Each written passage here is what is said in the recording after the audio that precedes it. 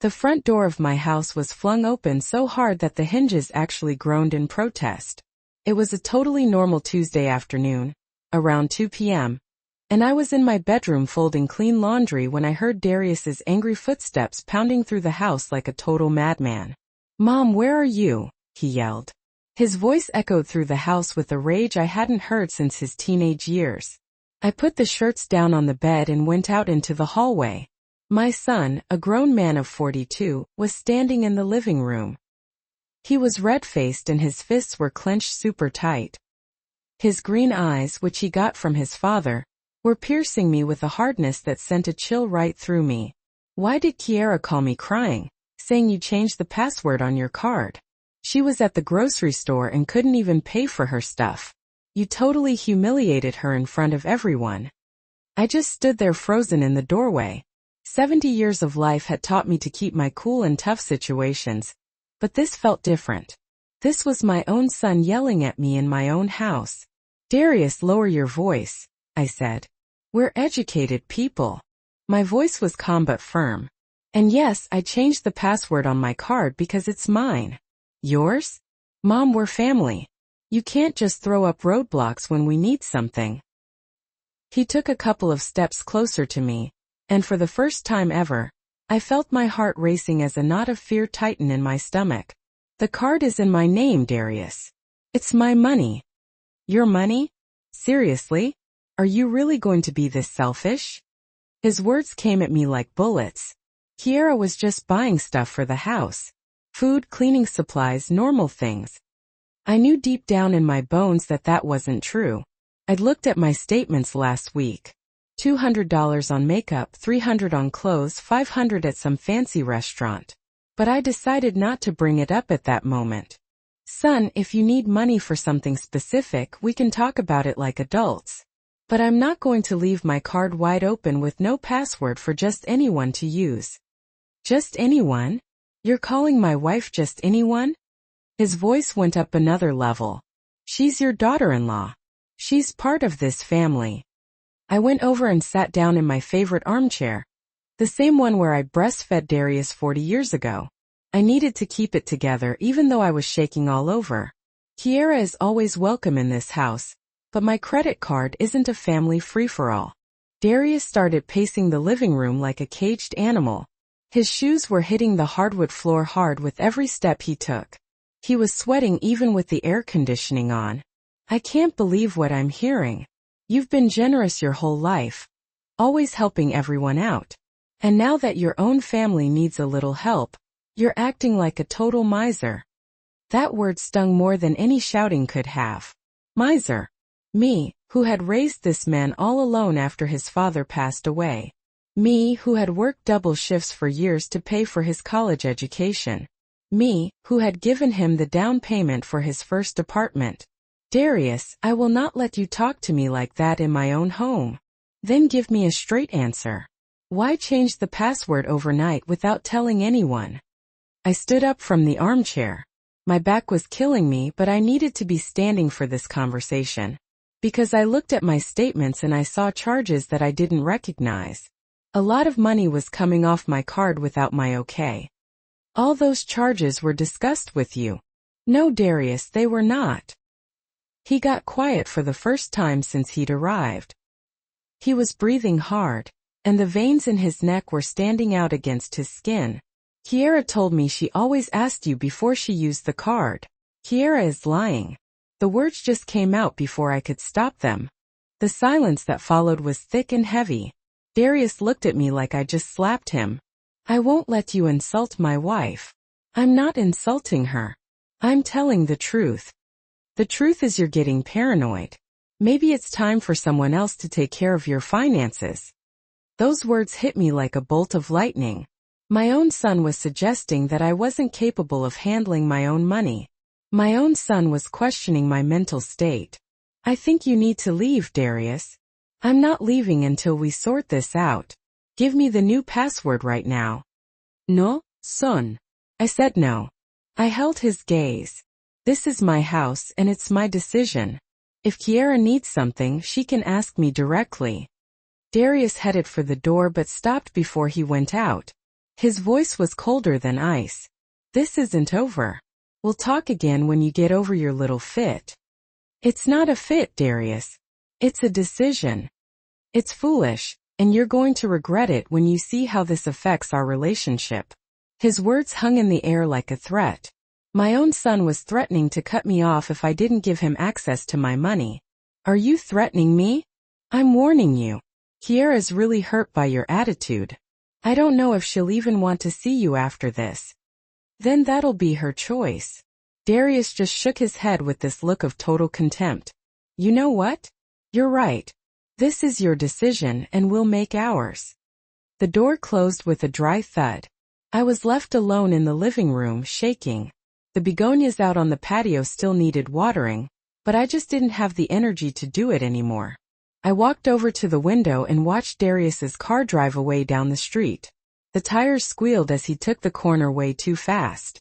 40 years of being a mother, and it had come to this. My only son yelling at me for protecting my own money. The silence in the house felt different after he left. It wasn't the peaceful silence I enjoyed in the morning, but something thicker, heavier, like the air itself had changed. I sat back down in my armchair and closed my eyes. The whole conversation replayed in my mind over and over.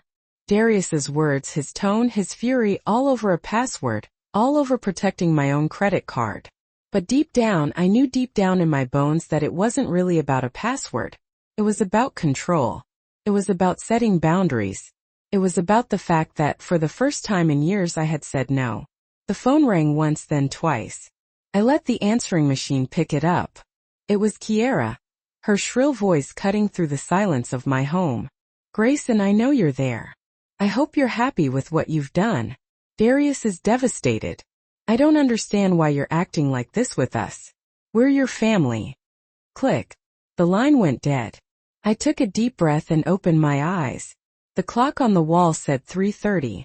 The day had started out normal, with laundry to fold and plants to water.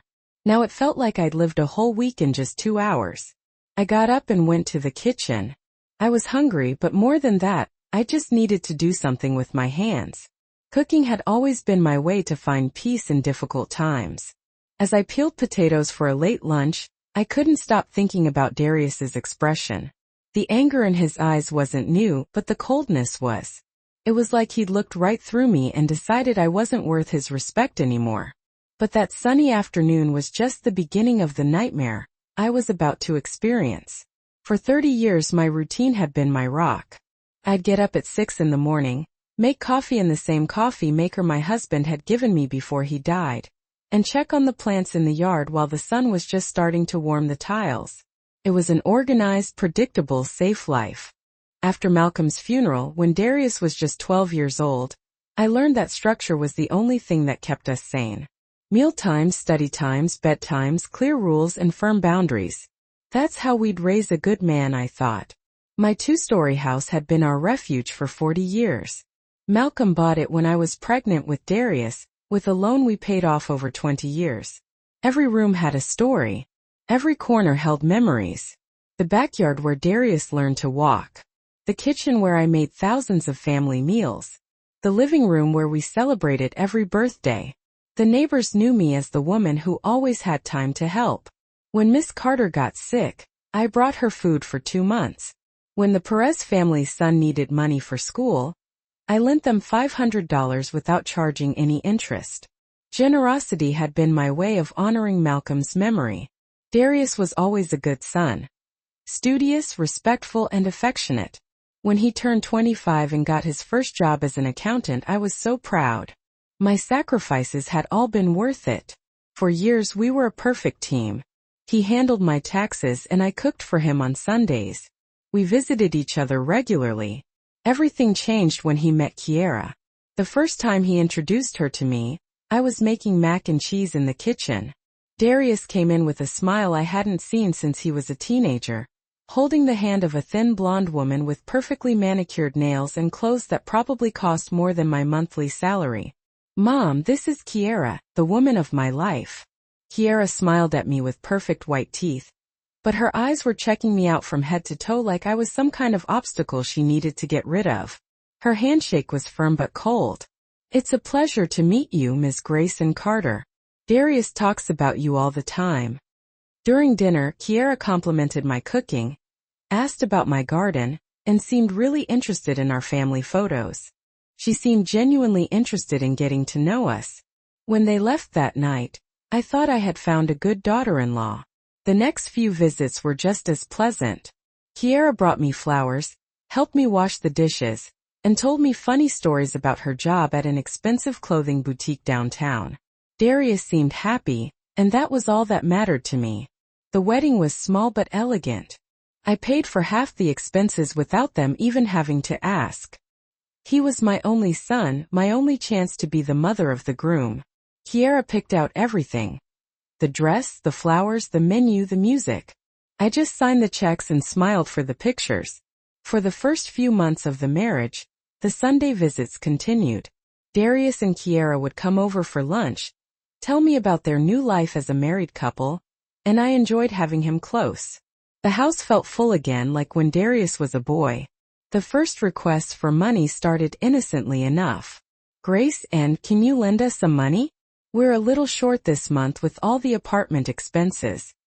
Kiera spoke to me in a sweet, almost shy voice. It's just $200. We'll pay you back on Friday. I gave them the money without a second thought.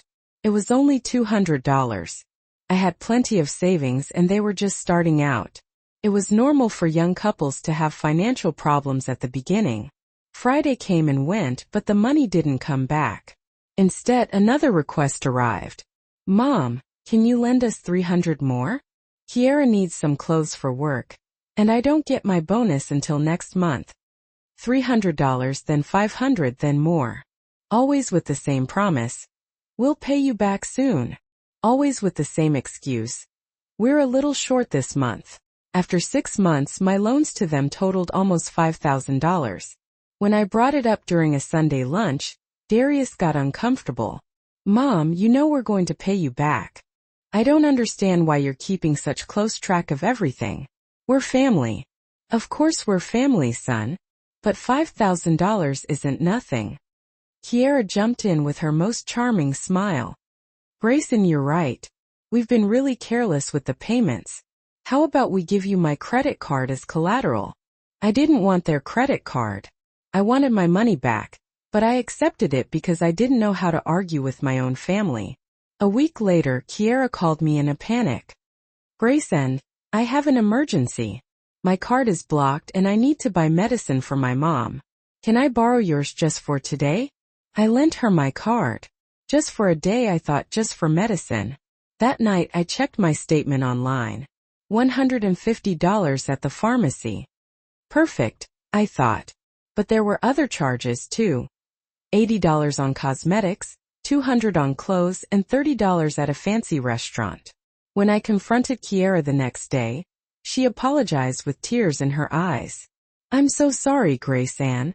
I was at the mall and I saw some incredible sales and I just thought it would be okay. I'll pay you back tomorrow. She didn't pay me back tomorrow or the next week or the next month, but she did keep asking for my card for emergencies. The emergency for her sister's birthday, the emergency for the shoes she needed for a wedding, the emergency for Darius's anniversary gift. Always emergencies, always urgent, always with promises of immediate repayment. After a year, I'd lost count of how much money had come off my card. My life savings were getting smaller every month, but every time I tried to talk about it, Darius made me feel guilty. Mom, I don't understand why you're being so petty with us. You have enough money, and we're just trying to get ahead. Petty, that word stuck in my head for weeks. The Sunday visits became tense.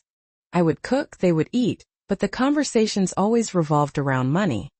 Bills they couldn't pay, unexpected expenses, opportunities they were missing out on because they didn't have enough cash. If we had a better car, I could get a better job, Kiera would say while playing with her new phone. If we could move to a nicer neighborhood, we'd have a better quality of life, Darius would add while serving himself a third helping of my stew. I listened in silence, knowing that their words were just indirect requests for more money.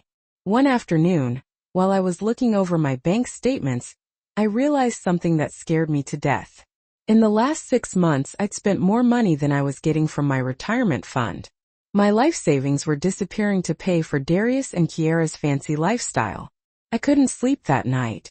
I stayed up until dawn, figuring out how much money I had lost, how much they owed me, and how much longer I could keep going on like this before I was completely broke. For the first time in 30 years, my morning routine didn't bring me any peace. The coffee tasted bitter, the plants looked wilted, and the silence of my house felt like a prison sentence.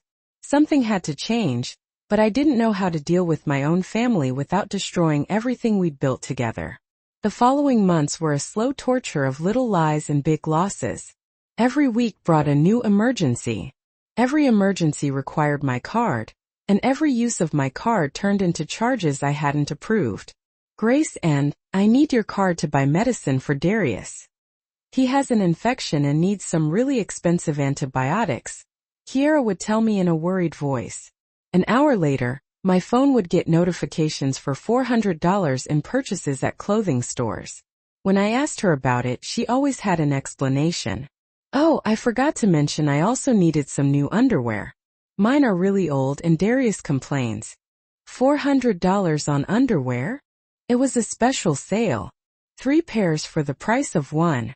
I just couldn't pass up the opportunity. There was always a justification, always a reason why the extra expense was necessary, intelligent, or just unavoidable. And I, who had raised an honest son, was starting to question my own judgment. The Sunday visits turned into financial review meetings. Kiara would show up with a mental list of future expenses that required my help. Darius's cousin is getting married next month. We need new clothes for the wedding. Darius's cousin? I knew deep down in my bones that my son better than anyone. He was an only child. His first cousin was like a sister to him. Darius would nod without looking up from his plate. His silence had become a way of agreeing with her. I need $500 for a dress and shoes, Kiara continued. I can't show up looking shabby. His family is very elegant. $500 for a cousin's wedding I didn't even know about, to impress people I didn't even care about. But when I tried to say no, Darius would jump in with his new strategy, emotional blackmail. Mom, you don't understand how important this is for us. We're building our social network. My job depends on the connections I make at these events. His job as an accountant at a medium-sized firm didn't depend on any social connections, but I didn't know how to argue with them without sounding like some stingy old woman. One Thursday afternoon, while I was watering the plants on the patio, I got a call from my bank. Ms. Grayson Carter, we're calling to confirm an unusual purchase on your credit card. A $1,200 transaction at an electronics store. Can you confirm if you authorized this? $1,200? An electronics store? I hadn't bought any electronics. What store was the purchase made at? Tech World in the City Mall. Do you authorize it? No, I do not authorize that purchase. I'm canceling that transaction. Please block my card and send me a new one in 5 business days. I hung up the phone with shaking hands. $1,200. Kiara had my card since Tuesday to buy medicine for her headache. The phone rang 20 minutes later. Grayson, what did you do? My card is blocked, and I'm in the middle of the grocery store with a full cart. It's not your card, Kiara. It's my card. And I blocked it because there were unauthorized purchases. Unauthorized purchases? All the purchases I made were necessary. Were electronics necessary? Silence on the other end of the line, then a nervous laugh. Oh, that. Darius needed a new computer for work. His broke and he couldn't wait. Why didn't you talk to me before making such a big purchase? Because we knew you'd say no. You always find excuses not to help us when we really need something important. The accusation hit me like a slap. I, who had been paying for their luxurious lifestyle for 2 years, was now the villain for trying to protect my own money. Kiara, go home. We'll talk when you get here. I can't go home. My cart is full of food and I can't pay for it. You come here and bring cash. I hung up the phone. For the next hour my phone wouldn't stop ringing. Kiara, Darius, Kiara again. I let all the calls go to voicemail, I needed to think. I took out all my bank statements from the last 6 months and spread them out on the dining room table. The numbers didn't lie. In January, I had $45,000 in savings. By June, $26,000 had disappeared in just 6 months. I went over every transaction, every charge, every purchase. Fancy restaurants, designer clothes, perfumes, shoes, handbags, beauty treatments, weekend trips. Nothing Kiera had bought with my money was a basic necessity. The sound of the front door opening pulled me from my thoughts. Darius and Kiera walked into my house without knocking, like they owned the place. "Mom, what happened with the card?" Darius seemed more tired than angry. "I blocked it because I found purchases I didn't authorize." Kiera sat down on my sofa without being invited, her arms crossed, looking defiant.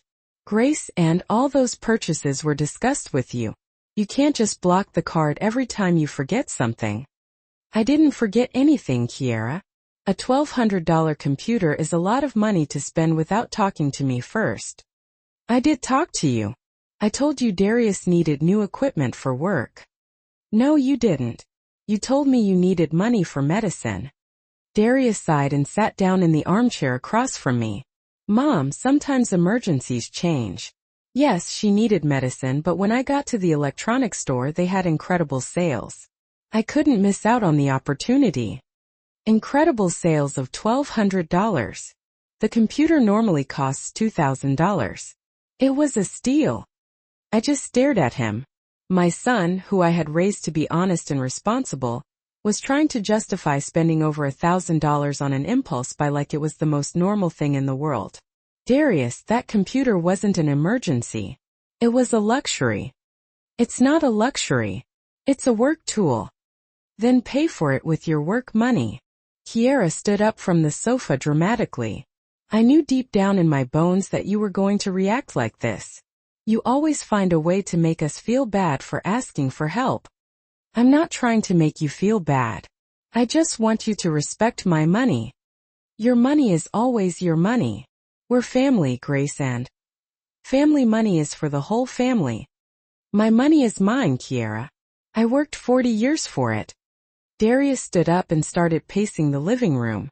"Mom, we understand your point, but you also have to understand ours. We're trying to build our careers to have a better life. Your support is essential for us." "I've been supporting you for 2 years, Darius. I've spent more than $25,000 on you." $25,000. Kiera looked offended. "We haven't spent that much." I pointed to the papers spread out on the table. "The statements are right here. See for yourself." Neither of them came to the table. Neither of them wanted to see the real numbers. "The point is," Darius continued, "that we need to know we can count on you. Blocking the card without warning puts us in embarrassing situations." "Embarrassing?" "Yes, Mom. Embarrassing. Do you know how Kiera felt when her card was declined in front of everyone at the grocery store?" "It's not her card. It's the family card." Those words echoed in my mind. The family card. My money had become community property without my permission. "I think I need some time to think." "Time to think about what?" Kiera sounded impatient. "If you want to keep letting us use your card, of course you're going to keep letting us use it," Darius said, sounding genuinely surprised that it was even a question. "We're your family." I stood up from the chair and walked over to the window. My garden looked beautiful in the afternoon sun. The red begonias were blooming. The white geraniums were growing strong. The bougainvillea was climbing the fence. Everything I cared for with my own hands was thriving. Why couldn't my relationship with my son be just as beautiful? "I want you to leave for today," I said without turning around. "Mom, please.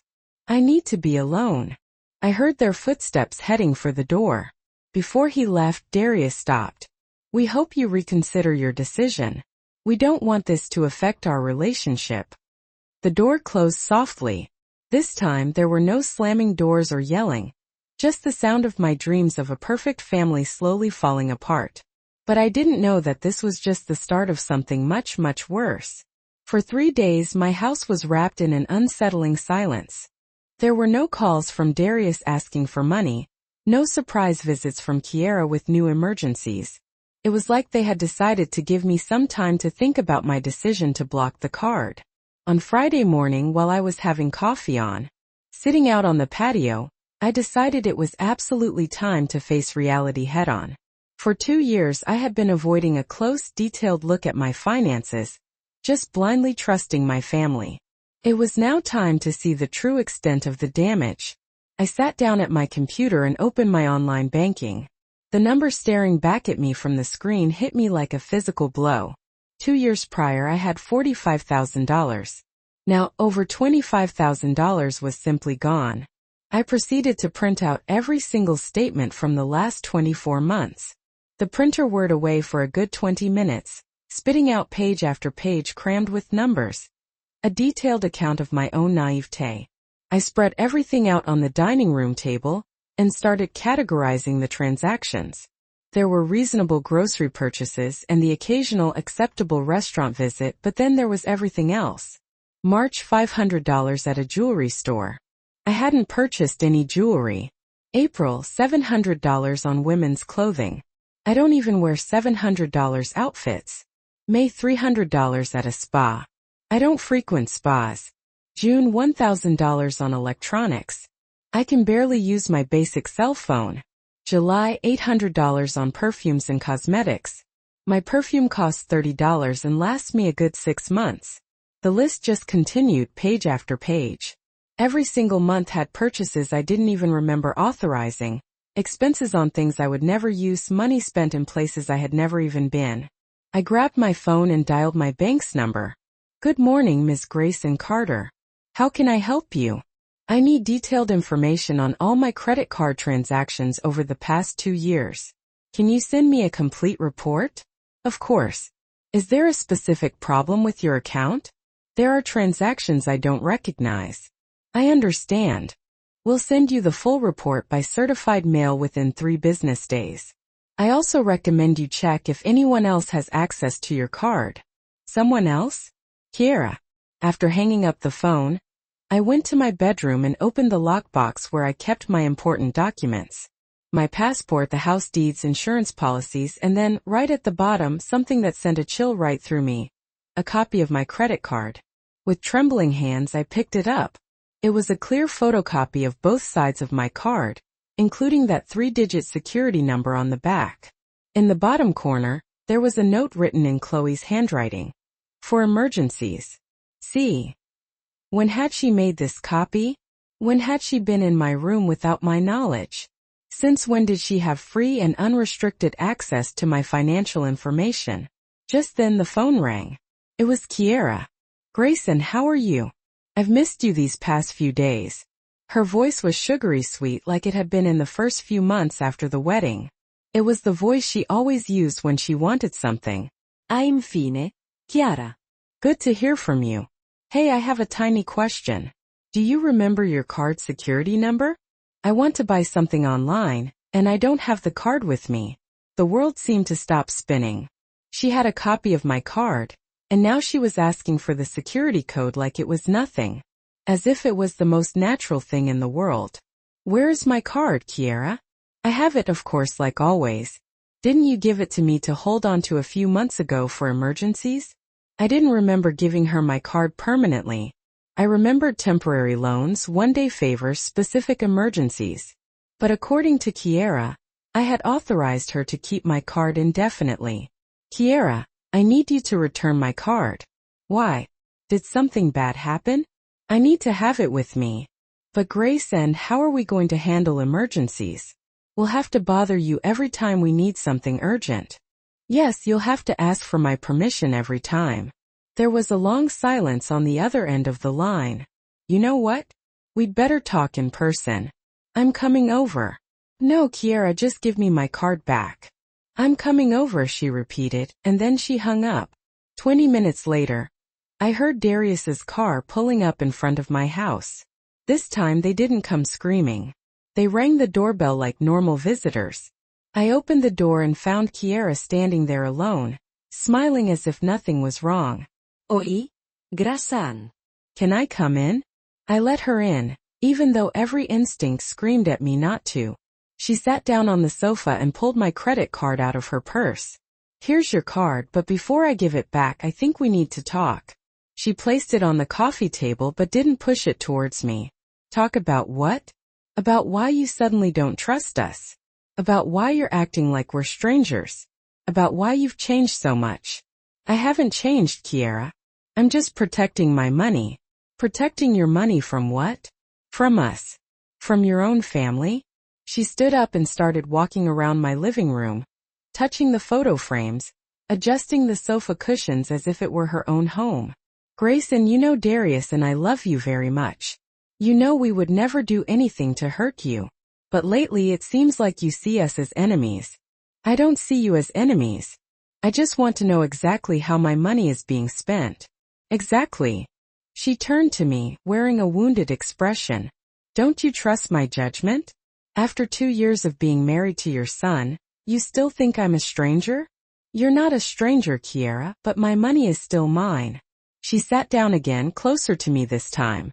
Look, Grace, and I understand you feel uncomfortable. It's natural. When a woman reaches a certain age, it's normal for her to become more cautious with money. A certain age? The phrase hung in the air like a veiled threat. What do you mean by that?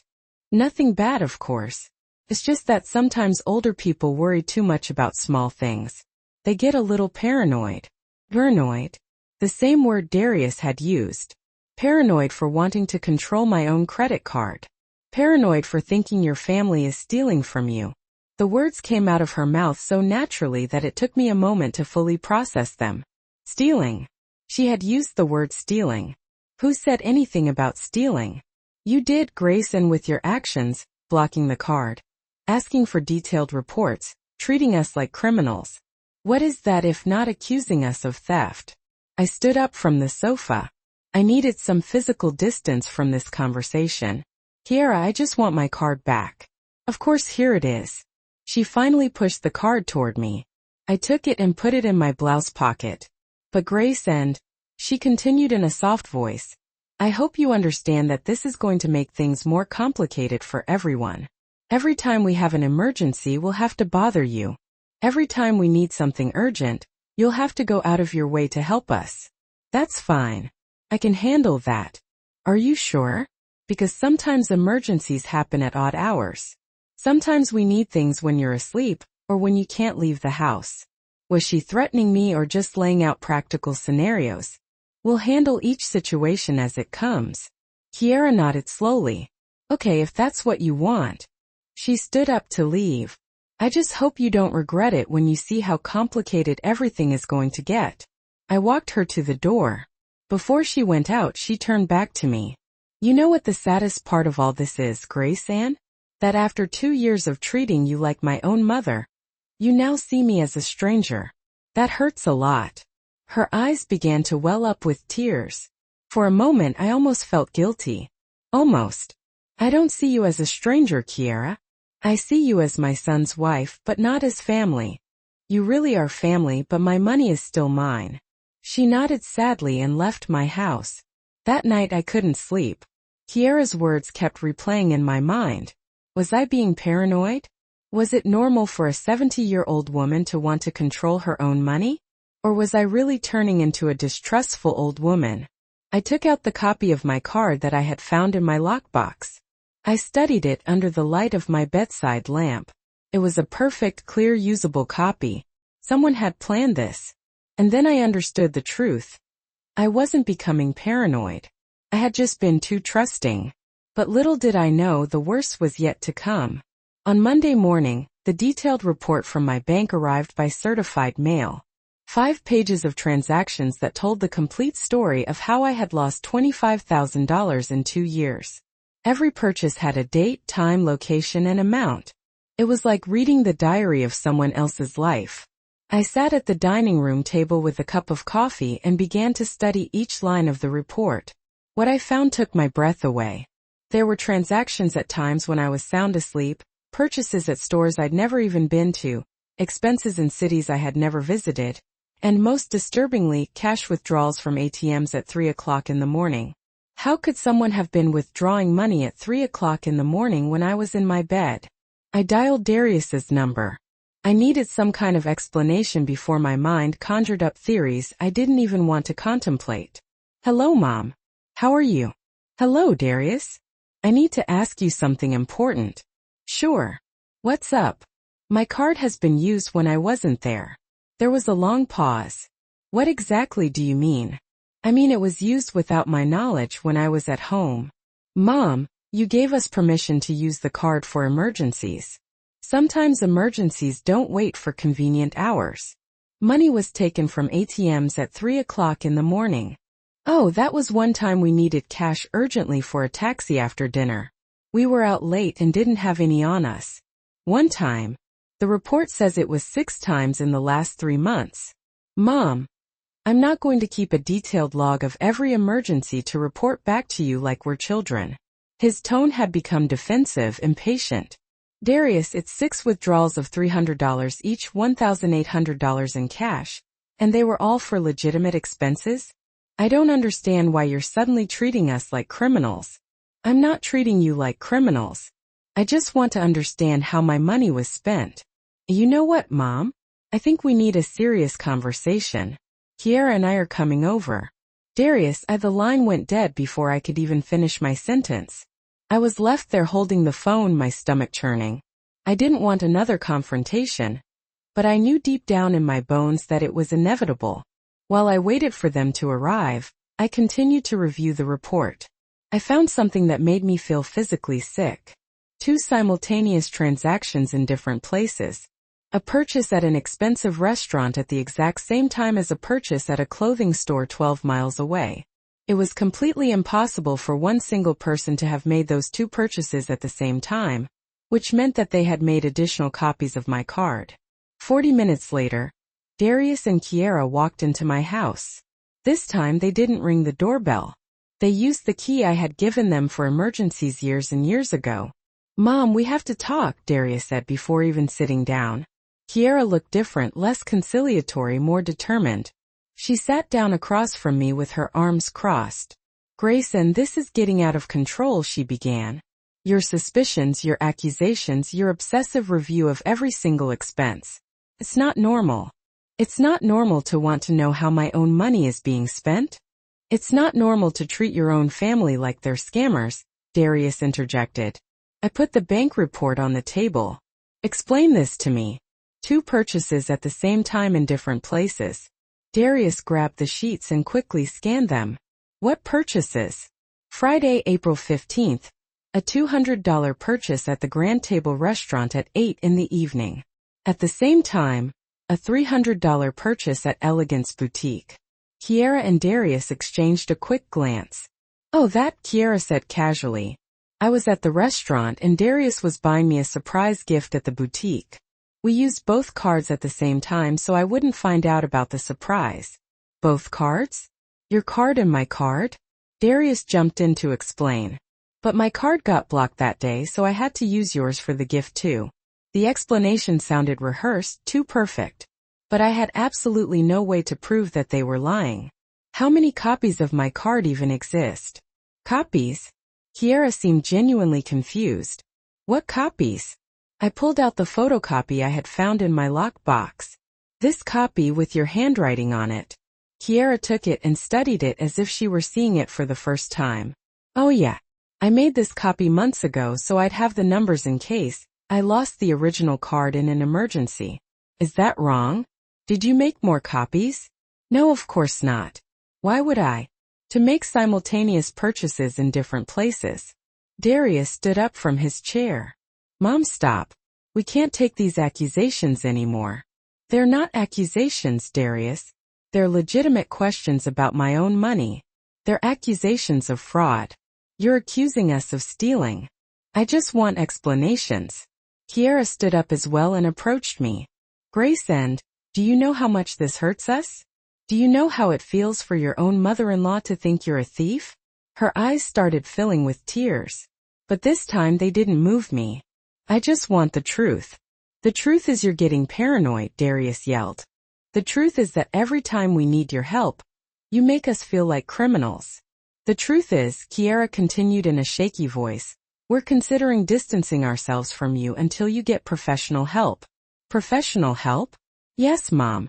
Darius calmed down slightly. I think you should talk to a doctor. These personality changes, this paranoia, this distrust of your own family, it's just not normal. My personality hasn't changed. I'm just protecting my money. Your personality has changed, Kiara insisted. Before you were generous, loving, and you trusted us. Now you're suspicious, stingy, and you treat us badly. Stingy for not wanting to give away $25,000? It hasn't been $25,000, Darius protested. I grabbed all the bank statements and spread them out on the table. The numbers are right here. Count it yourself. Neither of them even looked at the papers. I'm not going to participate in this obsession of yours with keeping exact accounts of every favor you've done for us, Darius said. Favors? $25,000 are favors? Yes, they're favors from a mother to her son. It's what normal families do. Normal families don't hide copies of credit cards. Kiara grabbed the photocopy from the table. Do you want me to tear it up? Will that make you feel better? She ripped the paper into tiny little pieces and let them fall onto the table. There. Are you happy now? How many other copies did you make? None. I didn't make any other copies. Then explain the late-night withdrawals. I already explained the late-night withdrawals. Darius came closer and placed his hand on my shoulder. Mom, this has to stop. You're destroying our family relationship for money. I'm not destroying it. I'm just protecting it. Protecting it from what? From us? Protecting my finances. Your money isn't in danger with us, Kiara said softly. Your money is in danger with you. Do you know how many people your age lose all their savings by making wrong decisions? Wrong decisions like trusting you. Wrong decisions like isolating yourself from your family because of paranoia. Darius took his hand off my shoulder. Mom, I'm going to make you a proposal. Give us one last chance to prove we're worthy of your trust. Give us access to your card for one more month. If at the end of the month you're not completely satisfied with how we've managed the expenses, we'll never ask you for money again. Kiara nodded enthusiastically. It's an excellent idea. We'll show you that you can trust us. I looked at them both, my son and my daughter-in-law, asking me for one last chance to prove their honesty. It sounded reasonable. It sounded like something a normal family would do. But something in their eyes told me it wasn't a request. It was a demand disguised as a favor. I need some time to think. Time to think about what, Mom? If you trust your own family? Time to decide if I'm making a mistake. Darius sighed. Okay, take your time. But, in the meantime, we're also going to take some time. What does that mean? It means that until you decide to trust us again, we're going to keep our distance. We don't want to keep feeling like criminals with every visit. They started heading towards the door. Before leaving, Kiara turned around. I hope that when you reconsider all this, you realize that we are the only thing you have. Without family, money is worthless. The door closed behind them, and I was left alone with the papers scattered on the table, and the weight of a decision I didn't know how to make. Was I a paranoid mother destroying her family relationship for money? Or was I an older woman being manipulated by her own family? I didn't know which of the two possibilities scared me the most. For an entire week, I didn't hear from Darius or Kiara. The silence felt really strange after 2 years of constant calls asking for money, surprise visits, and urgent emergencies that all seemed to require my credit card. For the first time in a very long time, my phone didn't ring every single day. At first, the silence was a relief. I could water my plants without any interruptions, read my book in peace, and cook for myself without worrying about preparing extra portions. But after 5 days, it began to feel more like a punishment. Was this what they wanted? To isolate me until I finally gave in to their demands. Then on Saturday morning, while I was organizing my closet, I came across something that made me freeze. At the bottom of the last drawer, wrapped in an old handkerchief, was the pearl necklace Malcolm had given me for our 10th anniversary. I hadn't worn it in years. I took it out and held it up to the light. The pearls were still beautiful, perfect, and completely intact after all of those years. I remembered the night Malcolm had put it on me for the first time, his hands trembling slightly as he struggled with the clasp. "For the strongest woman I know," he had told me. "So you never forget your worth." My worth? When had I started to doubt it? I decided right then and there to put on the necklace and leave the house. I needed some fresh air. I needed to see other people. I needed to remember that there was an entire world that existed beyond this whole situation with Darius and Kiera. I decided to head to the downtown farmers market, where I had been buying my vegetables for the past 20 years. Mr. Garcia, the owner of the fruit stand, greeted me with his usual wrinkled smile. "Miss Grayson Carter, it's so good to see you. How have you been?" "I've been okay, Mr. Garcia. A little worried lately, but I'm okay." "Worried about what?" "Your health? Your family." He nodded understandingly. "Families can be complicated. I have 5 kids and each one of them gives me a different headache." "Did you ever feel that your kids saw you only as a source of money?" Mr. Garcia stopped arranging the oranges and looked right at me. Grayson Carter, are you going through something like that? I don't know if I'm exaggerating or if it's really happening. Do you want some advice from someone who has lived 75 years? I nodded. When your own instincts tell you that something just isn't right, you listen to them. A mother's instincts never lie. His words stayed with me the whole way back home. A mother's instincts never lie. That afternoon, while I was watering my begonias, the phone rang. It was Darius. "Hello, Mom. How are you?" "Hello, son. I'm fine. And you?" "We've been thinking a lot. Kiera and I discussed the whole situation and we've come to a conclusion." "What conclusion?" "That maybe you're right to want more control over your money. That maybe we've been too casual about the whole financial thing." I was pretty surprised. I hadn't been expecting that kind of response at all. "Well, I'm glad to hear that, Darius. So, we want to propose something different. Instead of using your card, we want you to give us a fixed amount every single month like an allowance. That way, you'll know exactly how much you're giving us and we'll know what we can actually count on." "An allowance?" "Yes. An amount that you consider reasonable for our expenses. We were thinking maybe $1,500 a month." $1,500 a month? $18,000 a year for expenses that they considered absolutely necessary. "Darius, $1,500 is a lot of money. It's less than we've spent on average these past few months. We thought it would be a way to cut down on expenses and give you more control." "Why do you even need $1,500 a month if you're both working?" "Because we're really trying to grow professionally. We need appropriate clothes for work. We need to maintain certain social standards. We need to invest in our future, and our salaries just aren't enough for that." "Mom, our salaries barely cover the apartment and basic food.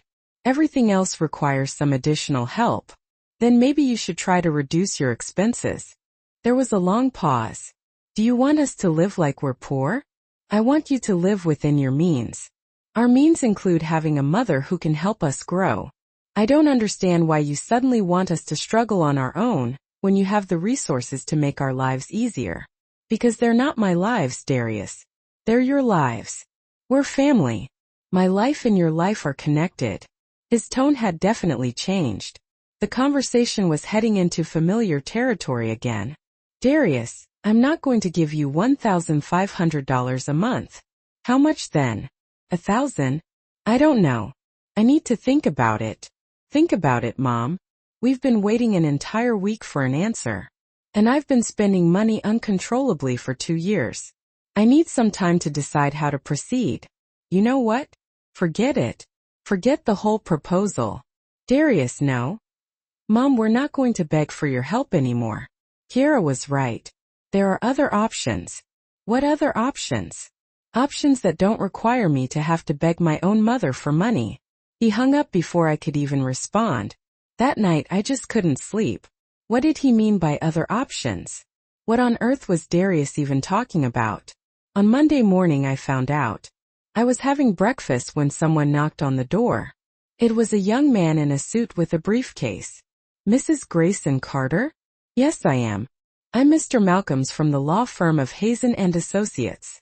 Your son, Darius Carter." has retained our services to review your mental and financial capacity. I felt my heart racing as like the floor had just disappeared from beneath my feet. Excuse me? Your son is concerned about your mental well-being.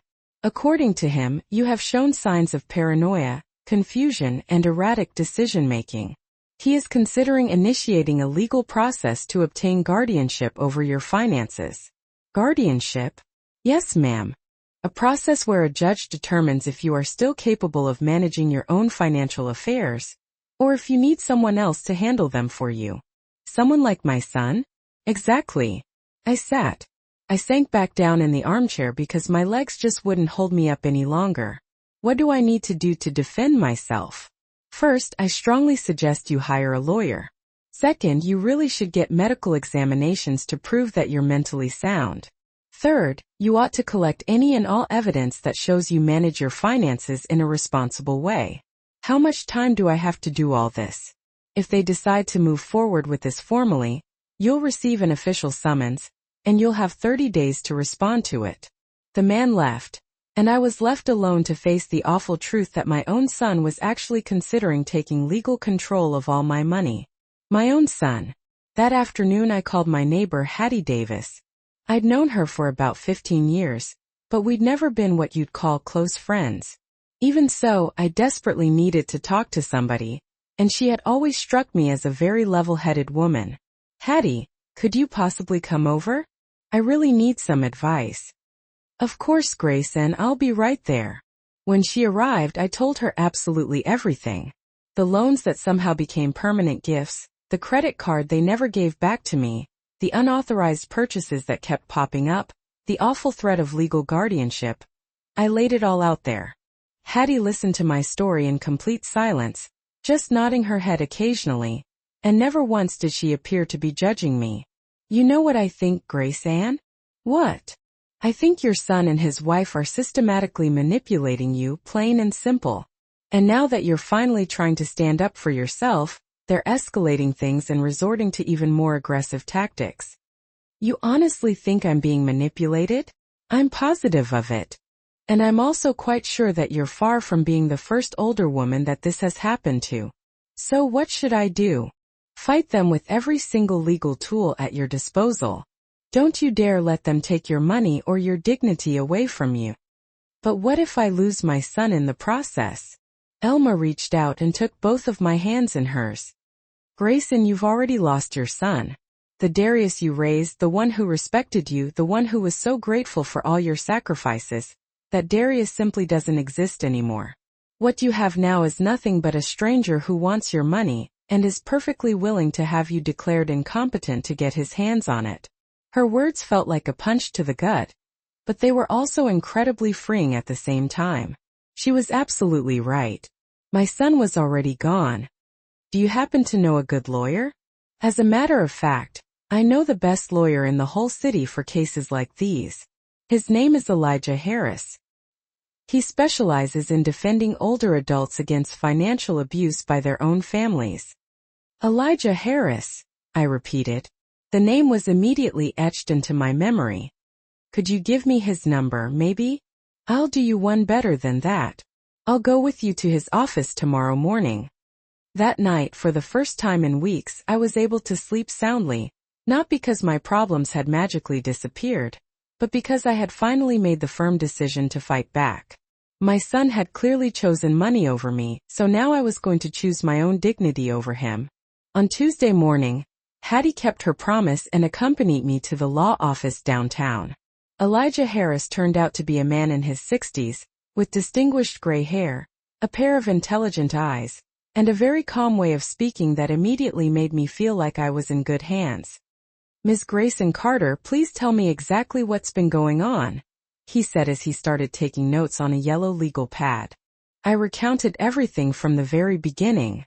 The loans that were never repaid, the credit card that was used without my knowledge or consent, the unauthorized copies that had been made, the late-night withdrawals from ATMs, and finally the ominous threat of legal guardianship. Do you have any documentation of all of these transactions? He asked. Yes, I have all of the bank statements, as well as the detailed report that I requested just last week. Excellent. Did you ever sign any kind of document that gave your son or his wife permanent authorization to use your credit card? Absolutely never. Did you ever authorize them to make copies of your card? Never. Elijah stopped writing for a moment and looked me directly in the eye. Ms. Grayson Carter, what you're describing here is a clear case of family financial abuse. It's a crime and fortunately, we also have civil options available to recover your money. How common is something like this? It's actually far more common than most people realize. The most frequent victims are older women with savings who unfortunately trust family members, and those family members then gradually appropriate their resources. So, how will we proceed with this? First, we'll protect you from this guardianship lawsuit they're threatening. Second, we'll fully document the financial abuse that's been going on. Third, we'll do everything we can to recover your money. And fourth, we'll make absolutely sure that this never happens again. I felt my heart racing as an immense sense of relief wash over me. For the first time in months, I finally had someone on my side who truly understood the situation I was in. How much will all of this cost me? My fees are $3,000, but I want you to consider that an investment in recovering the $25,000 that was stolen from you.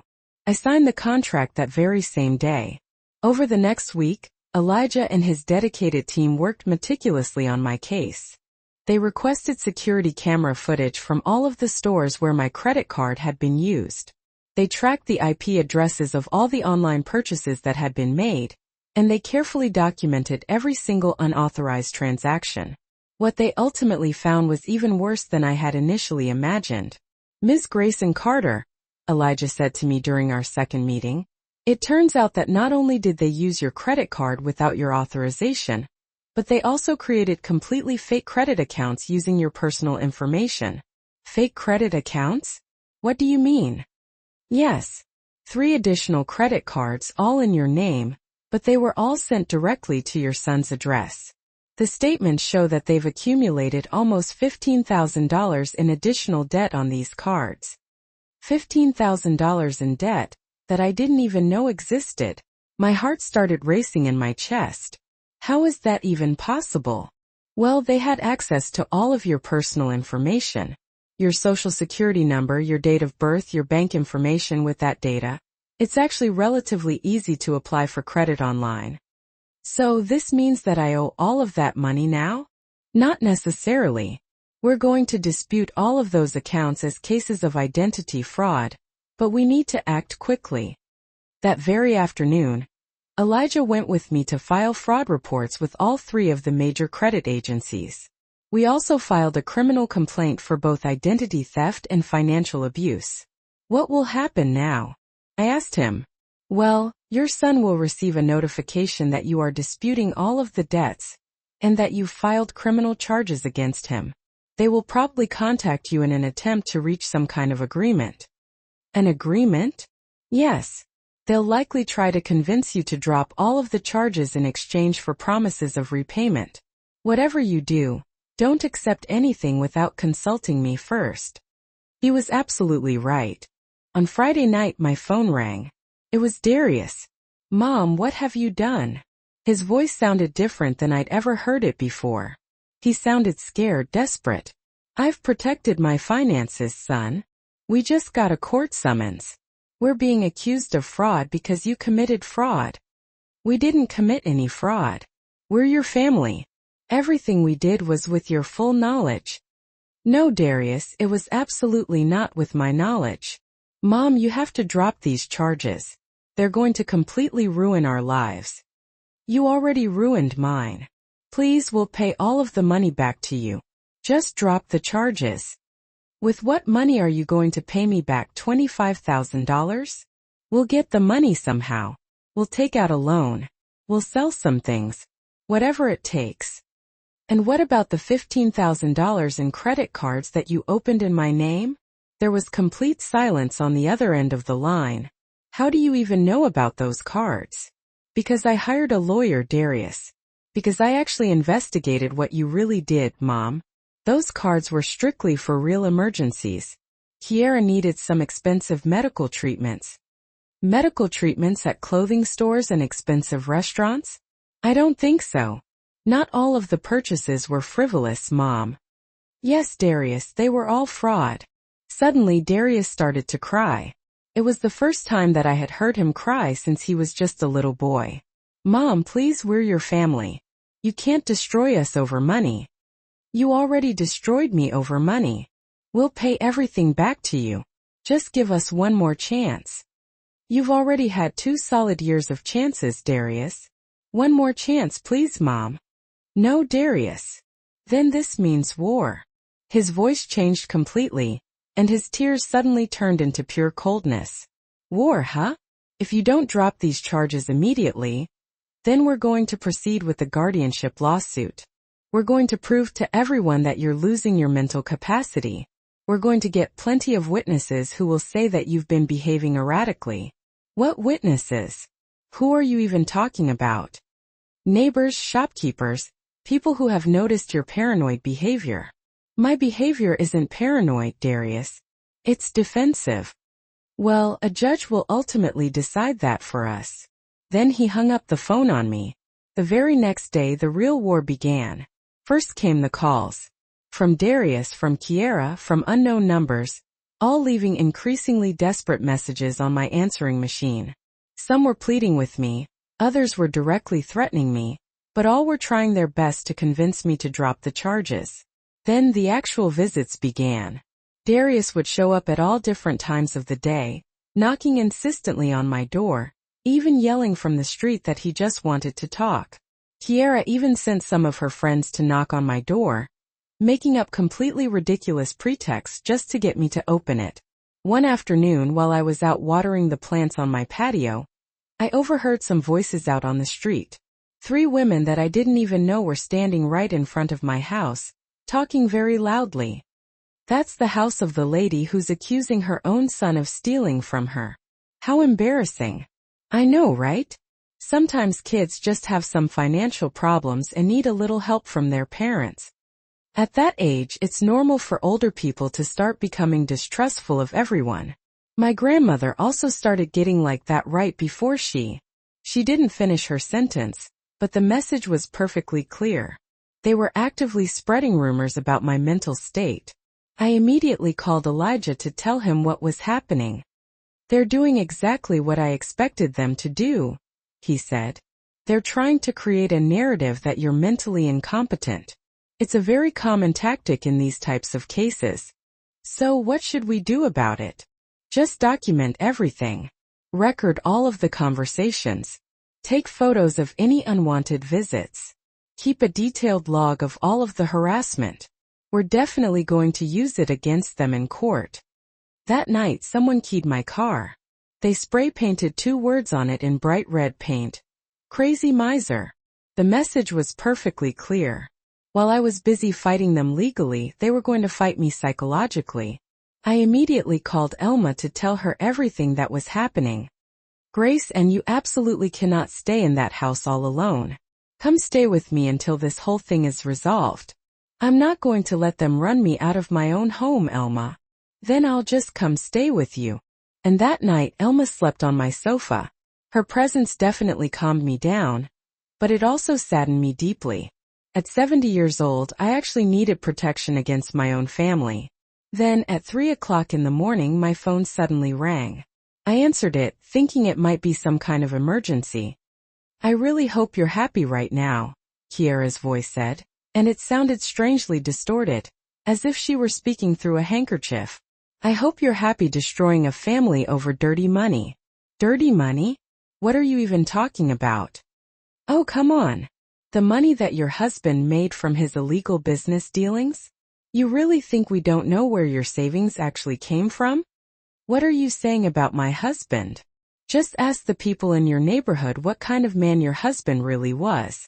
Ask them what they thought about his late-night business dealings. Then she hung up before I even had a chance to respond. Malcolm had been a simple accountant. He had worked at the exact same office for over 20 years. He definitely hadn't had any late-night business dealings, and he certainly hadn't had any dirty money. But now, I truly understood just how far they were willing to go in order to destroy my good reputation. They were even attacking the memory of my deceased husband. Elma, I whispered in the darkness. I have a really bad feeling that this is going to get much worse before it finally gets better. I know, she replied from the sofa. But we're going to stand together and get through this.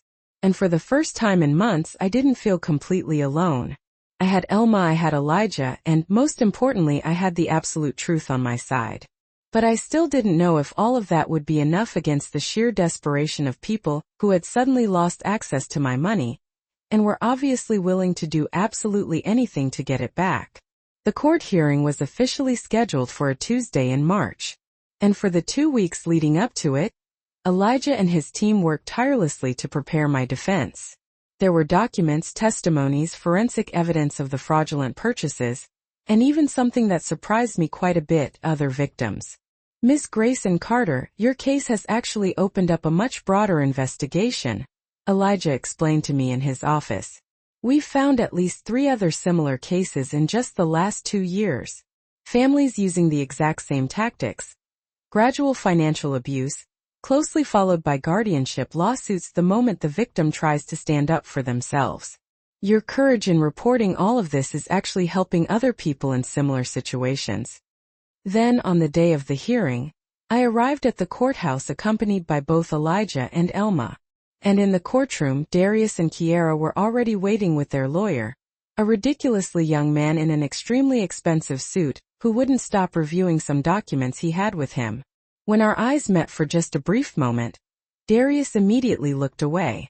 Kiara, on the other hand, looked directly at me with a chilling coldness that made me physically tremble. The judge, a man in his 50s with a very serious expression on his face, carefully reviewed all of the documents before finally beginning the proceedings. The hearing itself lasted a full 3 hours. Elijah meticulously presented all of the evidence that we had gathered. The $25,000 in unauthorized purchases, the 3 completely fraudulent credit cards that had been opened, the late-night cash withdrawals from ATMs, and the unauthorized copies of my credit card. Every single transaction was carefully documented with its date, time, location, and exact amount. Darius's lawyer tried to argue that everything had been verbally authorized, that I had willingly given them permission to use my financial information, and that my lawsuit was simply the result of age-related mental confusion. He even presented, as so-called evidence, testimonies from 2 people who had supposedly noticed some changes in my behavior. But luckily, Elijah had prepared a truly devastating surprise for them. He had actually managed to obtain security camera recordings from several of the stores where my credit card had been used. And those images very clearly showed Kiara using my credit card while I was supposedly at home. He also had phone records that showed that, during some of those same purchases, I had been talking on the phone from my home landline, which made it physically impossible for me to have been present at the stores. But the most compelling piece of evidence by far was the powerful testimony of my longtime family doctor, Dr. Jamal Green, who had been my doctor for over 15 years. He testified under oath that my medical and neurological exams over the past 2 years showed a completely normal mental capacity for my age, with absolutely no signs of cognitive decline, dementia, or any other condition that could possibly affect my ability to make perfectly sound financial decisions. When the judge finally asked me to testify, I stood up with trembling legs, but with a very firm voice. I clearly explained how it had all started with small loans that were never actually repaid, how they had gradually taken complete control of my credit card, how they had made copies of it without my knowledge or authorization, and how, when I finally tried to protect my finances, they had threatened to take complete legal control of all of my money. Ms. Grayson Carter, the judge asked me directly, at any point did you ever specifically authorize your son or his wife to open credit accounts in your name? Never, Your Honor. I never authorized any additional credit accounts at all. And did you know that these accounts even existed before you hired your lawyer, Mr. Harris? No, I had absolutely no knowledge of their existence. I only discovered the $15,000 in debt when Mr. Harris began to thoroughly investigate my financial situation. When Darius himself testified, his story changed several times. First, he insisted that I had verbally authorized absolutely everything. Then, he admitted that some of the purchases had been impulsive decisions made in the heat of the moment. Finally, he reluctantly acknowledged that the additional credit accounts had actually been opened without my direct knowledge, but he still insisted that it had all been for legitimate family expenses. The judge then interrupted him rather coldly. "Mr. Carter, regardless of your so-called intentions, opening credit accounts using another person's personal information without their explicit authorization constitutes identity fraud, which is a federal crime." The judge's final decision was very clear and very definitive. Not only did he completely reject the guardianship lawsuit that they had filed, but he also ordered Darius and Kiara to immediately repay the full $25,000 that I had carefully documented, plus all accrued interest and legal costs. Furthermore, he ordered the immediate cancellation of all 3 of the fraudulent accounts, as well as the permanent removal of that debt from my credit history.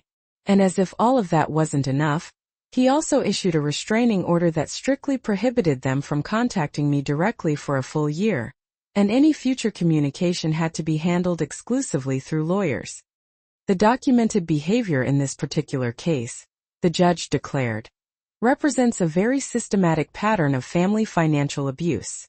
The evidence clearly demonstrates that Ms. Grayson Carter is completely mentally competent, and that her actions to protect her own finances were both appropriate and absolutely necessary. This guardianship lawsuit not only completely lacks merit, but it also appears to have been filed as a clear tactic of intimidation, designed to maintain unauthorized access to the plaintiff's financial resources. When we finally left the courtroom, Elijah carefully explained that the actual process of recovering the money could still take a few months, but that the court order legally obligated them to begin making payments immediately. And if they didn't fully comply with that order, they would face additional charges for contempt of court. That night, in the peaceful tranquility of my home, I sat in my favorite armchair with a nice warm cup of tea, and looked out the window at my beautiful garden. The vibrant red begonias were blooming beautifully. The delicate white geraniums were growing strong and tall. Everything that I had carefully cared for with so much love was still thriving. And for the first time in almost 2 long years, my money was finally safe. My house was finally protected. And my future was once again completely in my own hands. But along with that tremendous sense of relief came a very deep sadness. I had ultimately won the legal battle. I had successfully recovered all of my money, and I had fiercely protected my personal dignity. But in the process I had effectively lost my son, the real Darius I had raised, the precious boy I had breastfed right in that very same armchair, the promising young man I had wholeheartedly supported for so many years. That Darius was simply gone forever, replaced by a complete stranger who had actually been willing to declare me mentally incompetent just to gain easy access to my money. Justice had certainly triumphed in the end, but my mother's heart was still very much broken. 6 months after the contentious court hearing, my life had gradually found a new normal. The payments that had been ordered by the judge arrived punctually every single month, and my bank account was slowly but surely recovering. And perhaps even more importantly, I had finally recovered my long-lost peace of mind. Elijah religiously supervised everything to make sure that Darius and Kiara were fully complying with the strict court order. And during those several months of intense legal work, our conversations had naturally evolved beyond strictly legal matters. I discovered that Elijah had been a widower for 5 long years, that he had 3 grown children who all lived in other cities, and that he actually shared my deep love for gardening. "How do you get your bougainvillea to grow so beautifully?" he asked me one sunny afternoon while we were reviewing the latest payment documents out on my patio. "Patience and constant care," I replied with a warm smile. "Just like everything else that's truly worthwhile in this life." Soon his visits had become far more frequent and a lot less strictly professional. He would often arrive with incredibly flimsy excuses about some documents that we supposedly needed to review, but then he would always stay to have coffee and talk with me about books, politics, fond memories of our marriages, and exciting plans for the future. He always made me feel truly valued, not for my money or possessions, but for who I was as a person. Then one peaceful Sunday afternoon in October, while we were sharing some tea and homemade cookies, Elijah gently took my hand in his. "Grace and," he began softly, "these past few months with you have honestly been the happiest I've been since I tragically lost my beloved wife. You've somehow given me back the hope that life can still be beautiful, even at our age. And you've also given me back the unshakable confidence that truly good people do still exist in this world. People who don't just want to take advantage of me." Then he paused for a moment, took a deep breath and continued. "Does it seem completely crazy to you that a 62-year-old lawyer is actually thinking about falling deeply in love with his 70-year-old client?" I couldn't help but laugh. "No, Elijah. What seems absolutely wonderful to me is that a 70-year-old woman is actually feeling butterflies in her stomach, just like a silly schoolgirl." We got married in a very small and intimate ceremony just 6 months later. Only the two of us were even present, along with Elma as my witness, Elijah's brother as his, and the kind judge who happily married us. It was absolutely perfect in its simple elegance. Elijah soon moved into my house, bringing with him his precious law books, his cherished plants, and a quiet joy that immediately filled every single room. Together we completely redesigned Malcolm's old study as our beautiful shared library. Together we planted some new and vibrant flowers in the garden. And together, we carefully built brand new routines that gave us both a tremendous amount of happiness. In the afternoons while I cooked dinner in the kitchen, Elijah worked diligently on numerous pro bono cases, helping other vulnerable older adults who were also victims of terrible family financial abuse. It had quickly become his specialty after my own case, and he found a deep sense of satisfaction in fiercely protecting these vulnerable people. "Every single case that I win is a victory for simple human dignity," he would always tell me with a smile. Darius tried to contact me just once, about 6 months after my marriage to Elijah. He called me late one afternoon. His voice sounded strangely tired and completely defeated. "Mom, I know that I'm not really supposed to call you, but I just needed to tell you something. Darius, you know that you can't really talk to me directly. You have to go through the lawyers now. I just wanted to say that I'm truly sorry for everything that I did. Kiara and I are actually getting divorced now. She left me for another man, taking everything that we were able to save after your lawsuit. I'm now left with absolutely no money, no wife, and no mother for following her evil plans." I felt my heart racing as a sudden pang of deep maternal pain, but I was definitely no longer the same naive woman who had been so easily manipulated for over 2 long years. "Darius, I am truly sorry that you're going through all of this right now, but decisions always have consequences. Can you ever truly forgive me, Mom?" "I've already forgiven you, son, but forgiving you doesn't necessarily mean forgetting what you did. And it definitely doesn't mean going back to how things were before.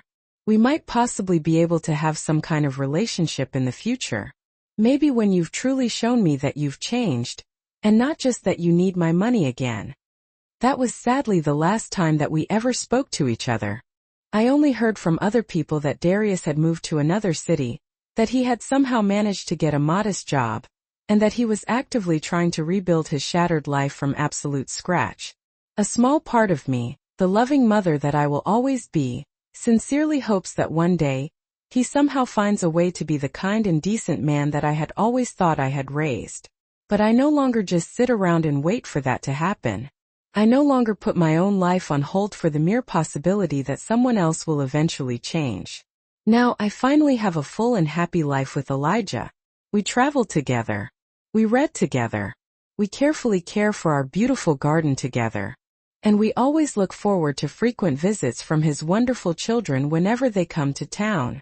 We have painstakingly built a strong relationship based on mutual respect, genuine affection, and the simple joy of sharing the final years of our long lives with someone who truly values us for who we really are. At 72 years old, I have finally learned that it's never too late to fiercely defend your own personal dignity. It's never too late to simply say no. And it's definitely never too late to start all over again. I lost a significant amount of money, and I sadly lost my only son in the process. But I also gained something infinitely more valuable. My complete freedom, my unwavering self-respect, and the unexpected chance at finding a true love in the most unlikely stage of my long life. Every single morning I wake up in my own cozy house, with my money safely tucked away in my own personal account, with a wonderful man who truly loves me for who I am, and not just for what I happen to have. And that is a sweet victory that is far sweeter than I ever could have possibly imagined. Life has finally taught me that sometimes, in order to gain everything that you truly want, you have to be willing to lose absolutely everything else first. Did you enjoy my story? And what city are you listening from today? Let's definitely connect in the comments below. And if you enjoyed the story, please feel free to support me by sending a super thanks so I can keep bringing you more stories like this in the future. Thank you so much for all of your sweet support. I'm really looking forward to reading your comments on the story. And on the screen right now, you can see 2 more of my other incredible true life stories that I highly recommend that you watch. There's always so much more to discover on my channel, so don't forget to subscribe today. And I'll definitely see you in the next amazing life story.